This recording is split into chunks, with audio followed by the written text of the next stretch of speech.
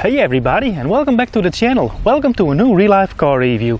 In this episode I'm driving the Subaru Solterra, Subaru's first EV, which is a co-development with Toyota. There are a lot of similarities and there are some small differences, but there's also one major difference. So let's find out what this car is all about. So, how do you tell the BZ4X, the Toyota counterpart of this car, and the Solterra apart? Well, for obvious reasons, you have a different badge. The headlights are different. The Solterra has this distinct U-shaped daytime running lights, which the BZ4X doesn't have, and also the front fascia is different. Another difference are the trim levels. The BZ4X is available in a multitude of trim levels, whereas the Solterra over here is available in 3 trim levels. This is the base trim level, which you can recognize by the 18-inch wheels and the nice beefy sidewall tires. I'll get back to the driving comfort of that in the driving segment. There's this base trim level, and then is the Sky Pack, which has an optional panoramic sunroof. It has leather seats, an upgraded audio system, heated front seats, heated back seat, steering wheel. A lot of tiny difference. It costs just a little bit more than the base version. And then you have the two-tone package, which is an additional two-tone package where you have a different roof color and body color, and that costs a little bit more. And that model, the two-tone, is the top trim level of the Solterra over here. You'll also know that the BZ4X has electric written on here, where Subaru just has EV written on the charger port. Just washed the car, so that's why there's water in there. The rear of the car is the most interesting. It has this funny roof spoilers. There is a cutout over here, and there's a small spoiler lip over here, a very sloping rear window, so it reminds you a bit of the coupe SUVs, but unfortunately there is no rear windscreen wiper, and I really missed it this week. It may be very sunny today, but when I picked up the car it was stormy and we had a severe thunderstorm. I drove through that, and below 100 kilometers an hour these Aerodynamics don't do anything to keep the rear window glass clean, so a lack of a rear windscreen wiper is a real miss. Apart from the minor changes in the lineup and design, there is one key difference. This, being a Subaru, is always an all-wheel drive version, and the drivetrain of this car is very interesting, and I think Subaru did a lot of the drivetrain calibration for the all-wheel drive models. Let's have a peek under the hood and see what's going on there. Oh yeah, did you notice there is this plastic part over here, which the VW ID3 has too, but only the front part of the hood lifts up. This is one big hood. Not sure why they incorporated this, but it's interesting to say the least.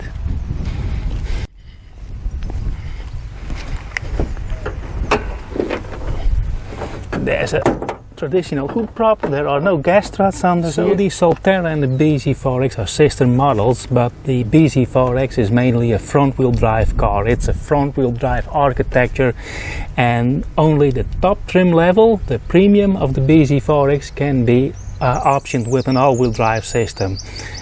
So that's the most expensive BZ4X. That's the one that has the all-wheel drive system. Now the interesting part is that the front-wheel drive version have a 150 kilowatt motor, which is front-wheel drive, but the all-wheel drive versions only get a 10 kilowatt extra. This is a 160 kilowatt engine, and the funny thing is it has, of course, twin engine. There's an electric motor in the rear, but that 160 horsepower is divided in 2 times 80 horsepower. So this front engine just makes 80 kilowatt, as does the one in the back. That's an interesting choice, I think. The torque output is 338 Newton meters, which is sufficient for this car. Then you have a look up close under the hood. You can see different types of coolant. Over here you have the orange coolant for the battery pack. Here is the pink coolant for the HVAC and other parts that being cooled. But it's a bit messy. There are some heat exchangers over there. I can see the ABS pump over there. but especially the cooling system isn't as sophisticated as you may have in some Tesla models. And I think there is a lot of improvement in terms of efficiency to introduce a more sophisticated cooling system, and I expect that the bZ4X and the Solterra will get an update in the cooling system for more efficiency within the next 2 years. Not to say that they rushed this car to the market, because the energy efficiency of this car already is quite impressive. Well, let's close up the hood and have a peek in the trunk. Now, I don't know the dimensions of the bZ4X from the top of my mind, but it's a fairly large car. It's long, it's wide, it's high, and its length and width are of course due to the size of the battery pack. It's a 71.4 kilowatt hour battery pack, and with today's technology, well, it requires a lot of square footage, so resulting in a large track width and a long wheelbase. But the trunk really benefits from it. When you look at the side view, you can see there's a lot of overhang behind the rear axle, and that's what you see in the trunk, because you get a massive trunk. The standard version has a slightly larger trunk. I'll blink in over here, it's 452. When you opt for the Sky package, you get a slightly smaller trunk. It's just a couple of liters. I believe it has 441 liters of trunk of cargo space. So here's my charging cable. There is a double trunk floor, but over there you can see there's a part of the battery and the electronics for the rear motor. So I have to keep my charging cable over here. There's some roll cover, and no, I don't know if you can see that in this shot, but the rear seats are adjustable.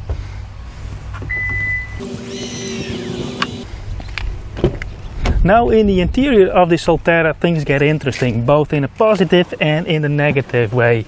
The first thing you'll notice is that you have a large wide center screen. It's the Toyota/Lexus system. It's a one-on-one copy, and this car works nice. I like the graphic design. In front of me I have some sort of Peugeot iCockpit, I would say. It's literally halfway between a regular instrument panel and a head-up display. I'm set quite low in this car, and the top of the steering wheel just touches a part of the screen, but I have a good view to the screen.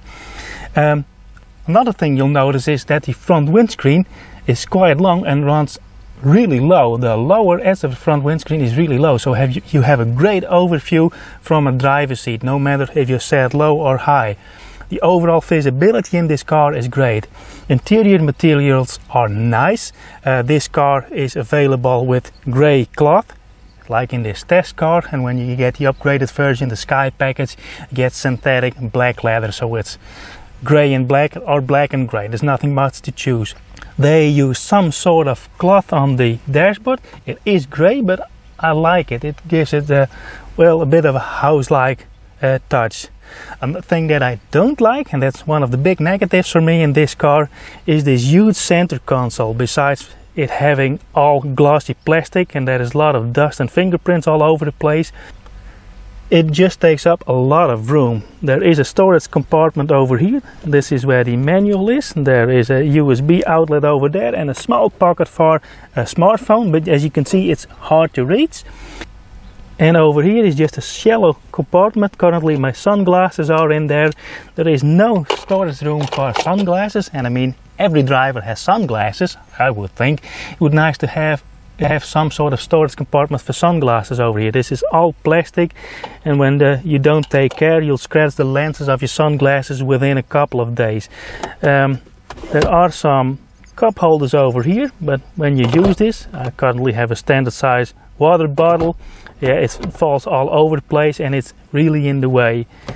And the lack of storage space is most noticeable because there is no glove box over here, and that's really weird because electric cars usually have the HVAC system moved to the other side of the firewall, because the electric motor frees up a lot of space in comparison with a combustion engine. So that's why manufacturers move the HVAC system to the other side of the firewall, so you get a huge glove box like the Ioniq 5. This has a massive tray, but this has no glove box, so yeah, storage space in this interior is really limited. And like I just said, the square footage of the battery pack, it's wide, it's long. In terms of width, you have a lot of room, but this center console takes up a lot of room, and that's a big letdown for me. But otherwise, visibility to the outside, especially with the large door mirrors, that's great. Door swings open fairly wide. As you can see, there's a large opening, so that's great. Now let's hop in the back, and as you can see, the rear passengers really do benefit from the long wheelbase. I have my seat in my normal driving position, I can stretch my legs, but I can't tuck my toes underneath the seat. And one comment I heard from most of my passengers, both small and tall, is that the rear seat feels quite low in relation to the floor, and that's what I experienced at this moment. I would like to have a bit more support here on my upper legs. The seat itself is fairly flat, but the seat back is nice, and as I said, you can adjust it so I can lean back. I'm not gonna do that right now. There are two USB-C outlets, and there's a vent over here, center armrest, two cup holders, and a small, well, storage compartment for smartphones. Headroom is nice. If you opt for the Sky package, I think that consumes a little bit of headroom. So if you regularly travel with older children or taller adults, you'd better opt for the standard version of this car. Now let's see. Well, this is the view towards the outside. There's a nice low roof line, and there's a long window opening, by the way. So view towards the outside is great. Not a bad place to be over here. This driver display works very well. The only problem I have with it is that the icons and the symbols of the several driver assist systems are very small, and that ends up in being a very cluttered section over here. There has been a lot of critique about the range of this car, but I get the advertised range when I charge the car to 100% and I drive off in the car the next day. I get over 455 kilometers of range. Currently it's at 66%, and I have a range of 294 kilometers. Now when I switch on the HVAC system, it drops to 267. In the first version of this car, that gauge was very pessimistic when you activated the climate control. What happened was it automatically deducted 100 kilometers of range, but you must see this. It also shows the symbol that the HVAC is activated. You must see this as a worst case scenario, so it's really a negative prediction, but in reality it only can get better. Now on to the audio system. Let's switch this off so I don't have too many background noises. This is the standard audio system. Sound quality is very decent. Only thing is, when you have the volume at low levels, it's very bass heavy, and when you crank up the volume, it evens out a little bit more. It's very fast, it's very clear. You can see it's all Toyota. It's a one-on-one copy, like I said, but it's a very nice system to have, and I think because of the simple graphic design of this, it doesn't age as fast as other systems. It does have heated seats. It's currently set on auto. Has 3 positions. This version doesn't have a heated steering wheel, and it also doesn't have heated seats in the back. Over here are the buttons for the drive mode, and here is X mode. That's developed by Subaru for this car, and here's the button for the traction control. It can be switched off, but it can be fully defeated. Let's head out for the drive. There's a smooth takeoff, and with that I'll touch upon my first talking point, and that's the drivetrain calibration. Like I said, the all-wheel drive version, well, it's the only available version for the Solterra. Just has over 10 kilowatt power more than the front-wheel drive version, and it's split in 80 kilowatt front, 80 kilowatt in the back. So that's fairly conservative power output for an electric motor, but when you have double it, well, it works. You floor the accelerator, it takes off effortless. It starts with a fairly, I wouldn't say fierce, very strong acceleration. that when you keep the floor on the accelerator, you can tell that the software is toning it down a little bit. It's a really conservative drivetrain calibration, with in the back of the mind that this is a family car. Like I said, when you have small kiddos in the back with the drinking cups, dad or mom wants to overtake another car, floors the accelerator, and the kids smack the drinking cups or the cookies in their face, well, you have a small disaster on the rear seat. And that's how this car is calibrated as a family car. Like I said, traction control cannot be fully defeated. If you start pushing the car, you can tell it's front wheel biased, it's understeered. What it does, the rear starts pushing to get the car turning tighter. Don't know it does torque factoring, but anyway, if you leave traction control off, you start pushing the car, it oversteers, and the rear really doesn't want to rotate. It's not a tail happy car. But Subaru started with all-wheel drive cars for safety and getting more grip on snowy mountain passes. Because Subaru sold a lot of cars, I believe, to a Japanese electric company, and their maintenance personnel drove Subarus, but the cars couldn't make it uphill in wintertime on snowy hills, so that's why they developed the Subaru symmetrical all-wheel drive system. We have some small speed bumps over here. Let's get to the suspension setup. Like I mentioned in the exterior segment, the car standard version has 18-inch wheels. It has thick sidewalls, and that really translates in a lot of roll-off and suspension comfort like we have over here. I'm willing to bet that the 20-inch version doesn't ride as smooth, as nice as this one does. And in a way, the suspension setup, springs, shocks, remind me a lot of my Lexus LS 400. For some reason or another, car, the body seems to move in some sort of slow motion. My Lexus does the same.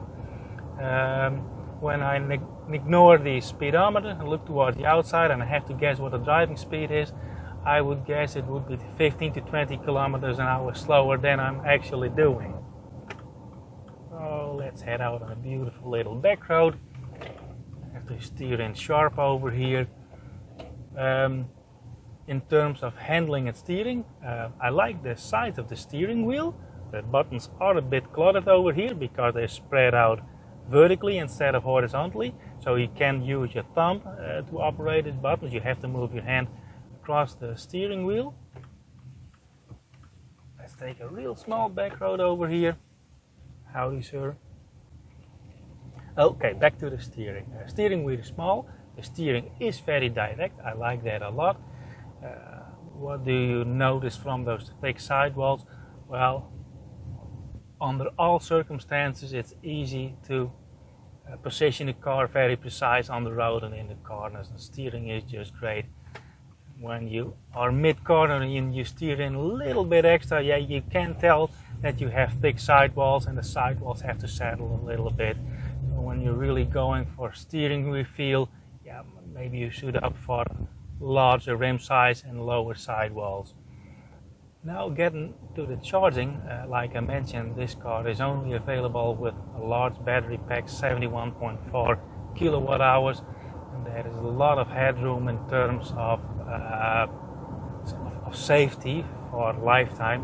When you buy this car as a Toyota, you get a 10-year warranty. I don't know what warranty Subaru offers. I'm gonna blink it in screen here. Back to the battery and charging. Charging times also blink in screen here. So now we've tackled the charging times. It can fast charge with a maximum of 150 kilowatt, which isn't the highest, but I have to make a note there. Public charging stations which are capable of fast chargings, let's say up to 350 kilowatt hours. If you want to fast charge, or there are other cars charging, well, none of the cars that's connected to the charging station will achieve its maximum charging power or charging speed. That's just the way it is in 2023. electrical grid just isn't up to all those fast charging electric cars. Like I said, I get the advertised range of 450 kilometers every day and using the HVAC system. So in reality, I think I get around about 400 kilometers with this car using windscreen wipers, HVAC with my driving style. And let's have a peek at my energy consumption at this moment. I'm currently at 14.7 kilowatt hours, and that's with filming and having the air conditioning running. But overall, when I drive, when I use the car on highways, when I use all creature comforts and I drive on a highway, this is my average energy consumption. It's just over 14.5 kilowatt hours per 100 kilometers. I'm blinking the translation also here. But when I do a lot of back road driving, which I usually do, I get a very decent 12.5 kilowatt hours per 100 kilometers. So I'm very happy with the energy consumption. Well, I think that were all my talking points for the driving segments. Let's head out to the middle of nowhere and wrap up this real-life car review. Well folks, with that we end the driving segment of this real-life car review. Now on to my final thoughts on the Subaru Solterra. Let's find a better position out of the wind. Let's hop inside a car. Well, why would you buy a Subaru Solterra? Well, I think the reason you buy this car is for the same reason you buy a Subaru, for its fantastic all-wheel drive system. It adds extra safety under all driving circumstances, under all weather conditions. Hey, I picked up this car during a heavy summer storm and the car felt really stable. I felt really confident, so this car lives up to Subaru's slogan, confidence in motion. It really does so. As I talked in the interior segment, I think this large center console over here is a bit of a space consumer. Could have been more practical over here in the front, but in the back and in the trunk you have loads of space. There is a great safety suite. It's called Subaru Safety Sense. It's the same as Toyota Safety Sense, of course. That adds a lot of extra safety. I talked about the driver monitoring system. You really need to switch it off, otherwise it's a pain in the butt. Overall, the ride and comfort is great. This car doesn't set any new standards when it comes to fast charging or battery capacity. But what it does do, it is very energy efficient. I get a really nice energy consumption with my driving style, and I'm more of a calm driver. And I think that speaks for the car. They went the conservative route with the technology, but there is a lot of technical headroom. Like I mentioned, when you buy this car as a Toyota, you get a 10-year warranty. And also this car has a good warranty. It's a reliable car for people that want to have a great family car, want to drive an electric car and want to keep the car long term. Over here it isn't cheap. Prices start at just over 56,000 euros. And they add up to about 62,000 for the Sky package in two-tone color. But anyway, for a first attempt, it's a really great EV. Like I said, it doesn't set any new standards, but overall it's a very comfortable car. And it's a bit more practical to maneuver and park. Got a great surround view monitoring system, so I think people that are less tech savvy and don't feel confident in a larger SUV, this is reckoned to be a larger SUV over here, can get along really well with this car. I let the missus drive with this car and she found it a much nicer car, felt more confident in this than like the Ioniq 5. Well, with that being said, I want to wrap up this real-life car review. If you liked following me along, please let me know, subscribe to the channel, put on notifications, give me a like. If you have any questions or remarks, let me know down below in the comments. And if you would like to help support the channel, you can do so by buying me a coffee. I'll leave the link down below in the description box. For now, I'd like to thank you for watching and I hope to see you on the next one. Bye!